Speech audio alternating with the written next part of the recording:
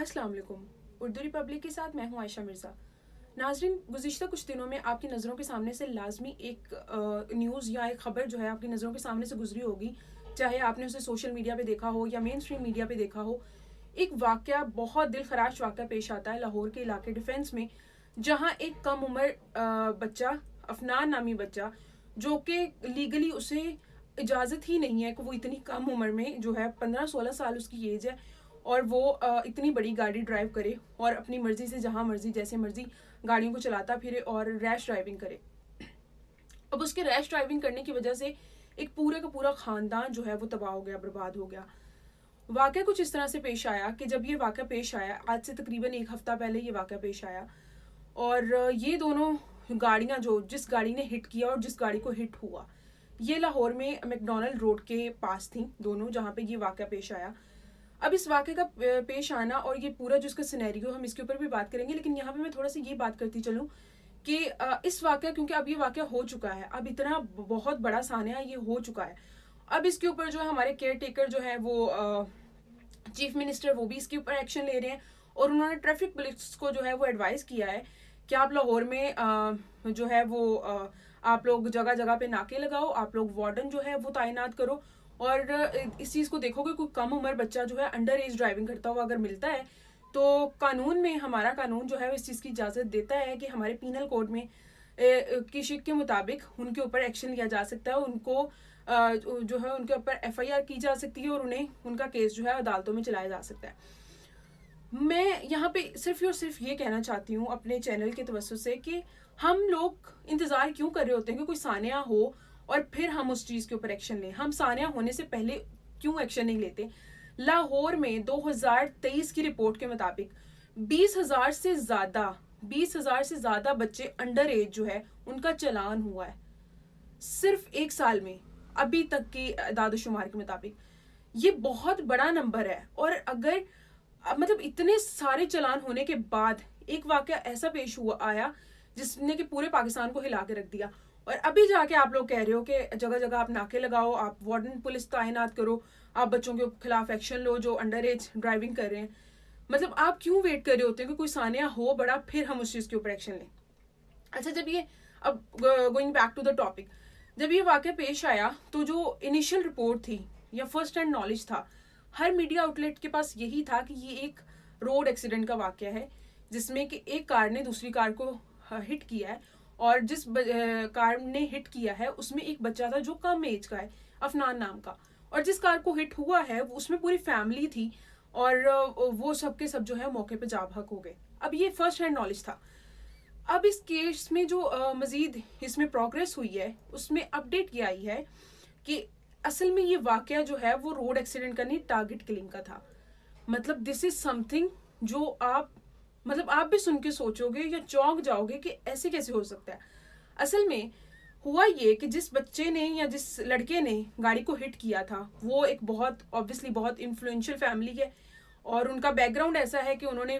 फौरी तौर पे जो है इस सारे सानियों को कवर किया और पुलिस तक इब्तदाई रिपोर्ट यही पहुंचाई और यही पहुंचने दी कि असर तासुर यही जाना चाहिए कि ये बस एक ना रोड एक्सीडेंट का वाक़या था एंड दैट्स इट। और मामले को दबाने की पूरी कोशिश की गई क्योंकि उनका ऑब्वियसली वो प्रेशर डाल रहे थे। एक तो मतलब पाकिस्तान में सबसे बड़ा एक सानिया और अलमिया ये है कि एक तो एक बंदे के साथ जुल्म होता है और दूसरा जुल्म, जिसके खिलाफ जुल्म होता है उसे आवाज़ भी नहीं उठाने दी जाती बल्कि उसे और दबाया जाता है कि अगर तुम आवाज़ उठाओगे या तुम कुछ इसके ऊपर बोलोगे तो तुम्हारे खिलाफ और एक्शन लिया जाएगा। मतलब एक तो आवाम को मारते हैं और दूसरा रोने भी नहीं देते। पाकिस्तान में ये सूरत हाल है अभी, अनफॉर्चुनेटली, सॉरी टू से। तो इनिशियल रिपोर्ट हमारे पास यही आती है, सबके पास यही आती है और सबको लग रहा होता है कि हाँ एक बच्चे की गलती की वजह से खानदान तबाह हो गया। लेकिन अब कल जो है इस केस के ऊपर बहुत बड़ी अपडेट हुई जिसमें इस जो इस पूरे वाक़े के मुद्दई हैं और उस फैमिली के सरबराह भी हैं मिस्टर रफाकत साहब, तो उन्होंने जो है वो पुलिस ये इंकशाफात किए हैं और मैंने जब ये उनकी पूरी प्रेस कॉन्फ्रेंस और उनकी ये सारी डिस्कशन सुनी, आई वाज शॉक्ड, और आप भी यकीनन सुन के शॉक्ड होंगे कि उन्होंने पुलिस को बताया कि असल में ये वाक़या जो है वो ये उसका नहीं था, रोड एक्सीडेंट नहीं है, this is target killing and this is obvious murder जो कि हुआ है उनकी फैमिली के साथ। अब ये टारगेट किलिंग और मर्डर कैसे था उसके ऊपर उन्होंने बताया कि ये बच्चा जो है अफनान,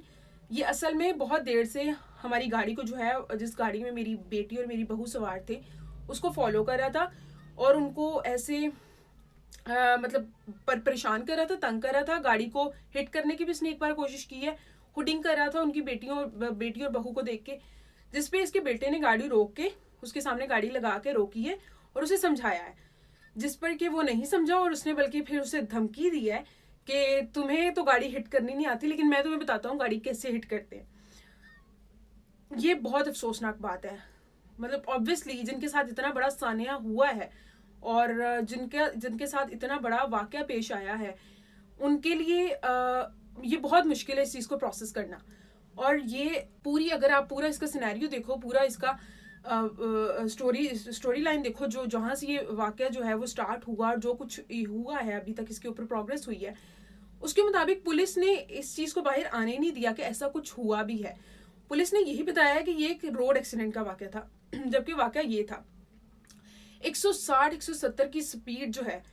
वो बहुत ज़्यादा है और उस रफ्तार से अफनान ने गाड़ी को हिट किया है, उनकी गाड़ी को, जिनमें के सारे लोग जो है मौके पे जाँ भाग हो गए हैं। अब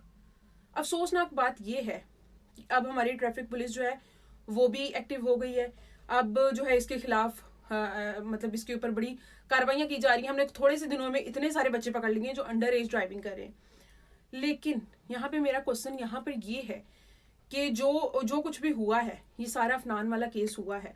और उससे भी ज़्यादा दिलखराश बात और अफसोसनाक बात ये है कि लिटरली मैंने उस बच्चे को देखा है, उसके इंटरव्यूज देखे हैं, उसको मैंने बात करते हुए देखा है। ही इज सो कॉन्फिडेंट जैसे उसने कोई तीर मारा है और पता नहीं कौन सा मार्का सर किया है। उसके चेहरे पे कोई शर्मिंदगी, कोई नदामत नहीं है कि उसके हाथों 6 लोगों का कत्ल हुआ है।